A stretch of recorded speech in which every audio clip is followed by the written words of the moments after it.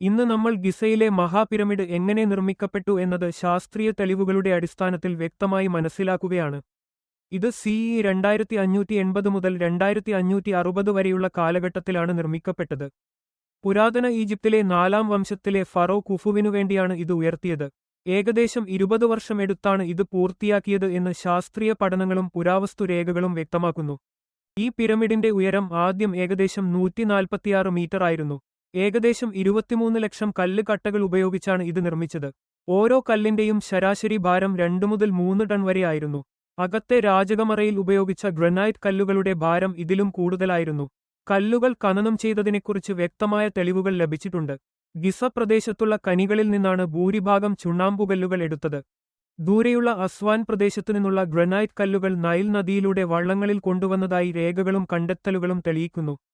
നിർമ്മാണ തൊഴിലാളികളുടെ രേഖകൾ ഉൾപ്പെടുന്ന പ്രാചീന പപ്പിറസ് രേഖകളും ഇതിനെ സ്ഥിരീകരിക്കുന്നു.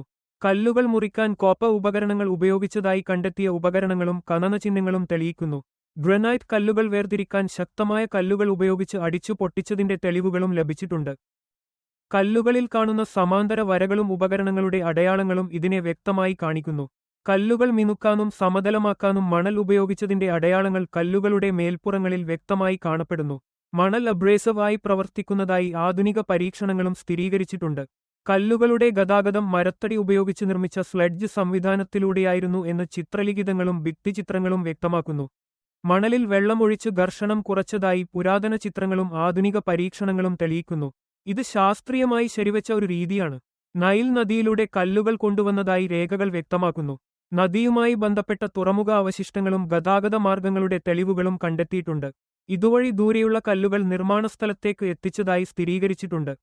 കല്ലുകൾ മുകളിലേക്ക് ഉയർത്താൻ ചരിവുള്ള പാതകൾ ഉപയോഗിച്ചതായി പുരാവസ്തു തെളിവുകൾ വ്യക്തമാക്കുന്നു.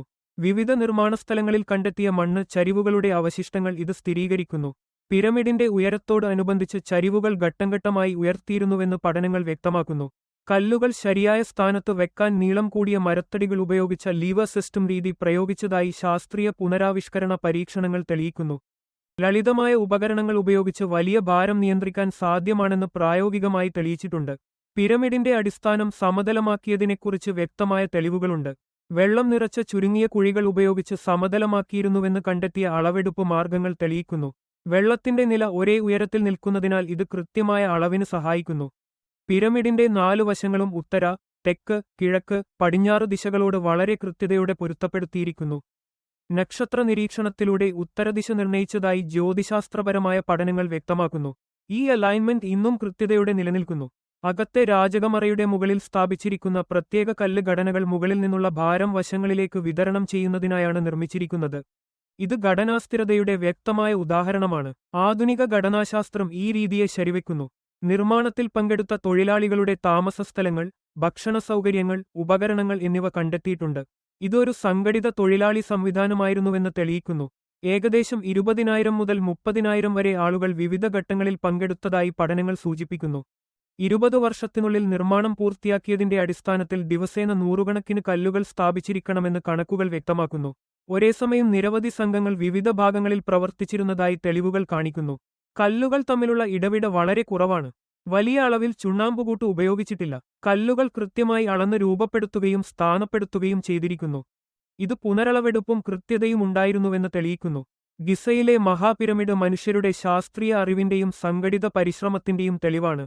ഗണിതം, അളവെടുപ്പ്, ഘർഷണ നിയന്ത്രണം, ഭാരം വിതരണം, ജ്യോതിശാസ്ത്ര നിരീക്ഷണം ഇവയെല്ലാം സംയോജിപ്പിച്ചാണ് ഈ നിർമ്മാണം പൂർത്തിയാക്കിയത്.